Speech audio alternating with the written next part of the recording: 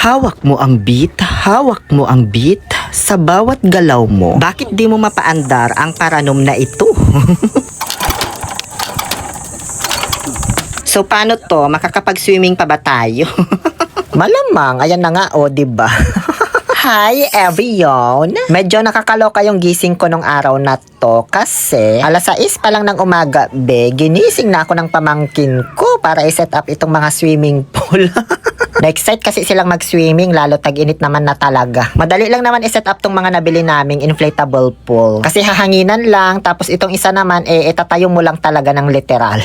Bali, ang pinaka-challenge lang talaga dito sa homemade swimming pool ay ang pag-iigib. Lalo't dito sa amin sa probinsya, hindi abot yung mga nawasa-nawasa na yan. Kaya sa deep well po talaga yung water source namin. Meron naman kami ng tangke na tubig na may water pump. Kaso, kung ganun kalaki na pool yung iigiban mo, Diyos ko, baka masira. Kasi mayat-maya tutunog yun for sure. Tapos, maksaya din sa kuryente. Kung sa poso naman, Diyos ko, bukod sa ang hirap magbomba, ang tagal pa mag-igib. Kaya, best choice talaga namin ay itong makina ng patubig dito sa bukid. So, nung na-set up na yung hosted by Tony Gonzaga, sinimulan ng paandarin ang kubota. Diesel pala yung gasolina nito. May kamahalan, pero hindi naman na namin maubos 1 litro dito kasi around 10 to 15 minutes lang namin itong paaandarin. Hanggang sa mapuno lang yung mga pool. Kisa naman magbayad kami ng entrance sa resort, diba? Magkano yun? 200 per head. Kung 10 kami, 2,000 na. Dito 150 lang, 1 litro na ng diesel, diba?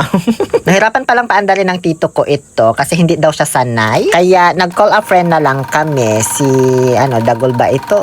Basta, taga sa amin lang din naman siya. So, pagkapaandar nito nga kubota, bubuhusan ng tubig yung pump para lang mas mapabilis yung paghigop niya ng tubig sa ilalim ng lupa. At ayan, kung napapansin nyo na, diba, lumolobo na tapos gumagalaw na itong hosted by Tony Gonzaga. Ibig sabihin, may nalabas na tubig. Kaya susundan lang natin yan hanggang sa makarating na doon sa may bukang liwayway. At ayan na, diba? Ang layo pa ng lalakbayin nito, Kailangan ko siyang unahan para maisahod ko yung lalabas na tubig dito sa hosted by Tony Gonzaga. At ayan, kumunik na siya doon sa matigas na hosted by Tony Gonzaga. At lalabas na yan dyan, diba? Ang layo ng pinanggalingan pa.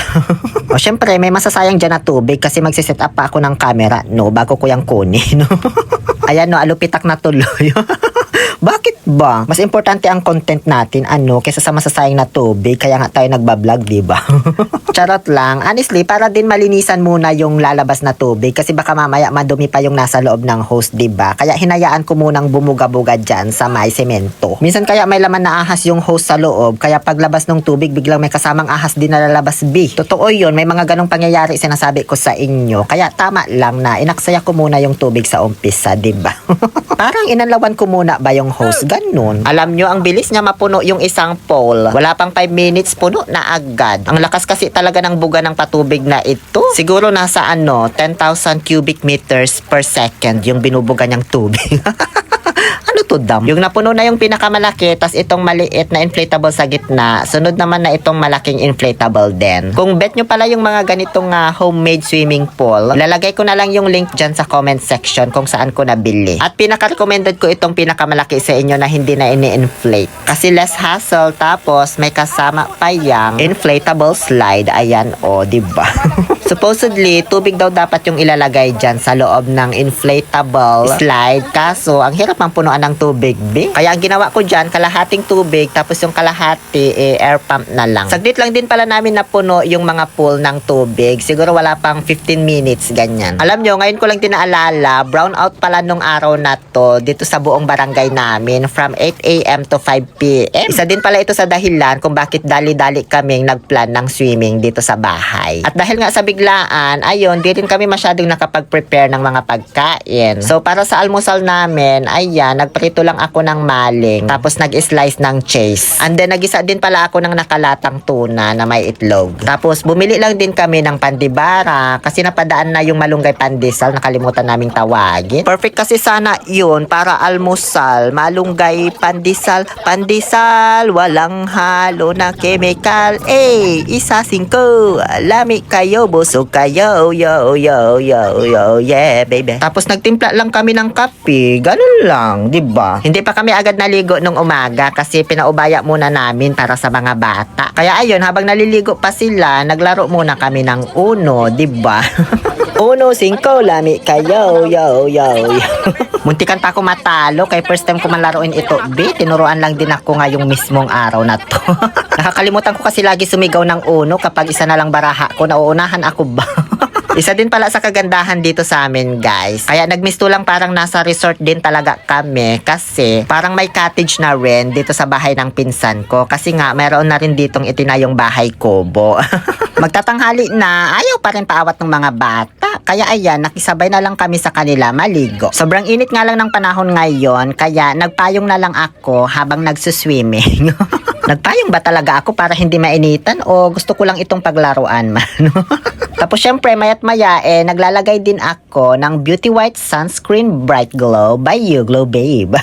Meron na kasi itong UVA and UVB Broad Spectrum Sun Protection. Tapos SPF 50 PA+++ pa ito. At hindi ko lang ito nilalagay sa mukha ko, pati sa mga braso ko din. Sobrang saya talaga namin, guys, dito sa homemade resort na ginawa namin. Sobrang nag-enjoy din yung mga bata, pati na rin kaming mga matatanda. Parang mas masaya pa nga kami dito kaysa dun sa magpunta pa sa resort. Kasi hindi na kami babiyahe, hindi nagagastos ng malaki. Tapos kami-kami lang yung magkakasama sa pool. Hindi gaya sa resort na sobrang dami din talaga nagsiswimming. Pagdating ng tanghali, ayun, nagprito lang kami ng galunggong para sa lunch namin. Simple lang, 'di ba? Siguro wala pa sa 500 na gastos namin dito. Nanonood din pala dyan si Lola ko kanina pa kasi parang gusto din niya mag-swimming. Uy. Naiwanan niya lang daw yung two-piece niya. Mayat maya napaahon na rin namin yung mga bata. Kaya ayan, solo ko na ngayon. Habang pinaglalaruan itong payong na matibay. Ilalagay ko din yung link nito sa comment. Hanggang sa may natakiling akong bulaklak ng bougainvillea sa may di kalayuan. Ewan ko ba, ba't ngayon ko lang ito napansin? So ayun, kumuha na lang ako kasi maganda ito ilagay sa pool para kabang nasa Kawabat sa may Boracay. Ganon yung feeling, diba? Tapos para mapagtakpan na rin niya itong kulay ng tubig na naninilaw na. Kasi nga, deep well yung pinagkuhanan namin ng tubig, diba? Walang halong chlorine. Kaya ayan, ang bilis tuloy manilaw. Tapos kasama na rin dyan kasi yung mga libag-libag namin nung naligo kami. At ayan na, diba? Mas gumanda tignan, mas naging presentable ba? Yun lamang po. Please follow our page for more. Uulit-ulitin pa namin ito for sure. Kasi anytime naman, pwede kami mag-outing dito sa bahay. Muli, ito po ang inyong Lonely Pill Oliver Castro na nagsasabing no to toxicity. Let's make our family happy.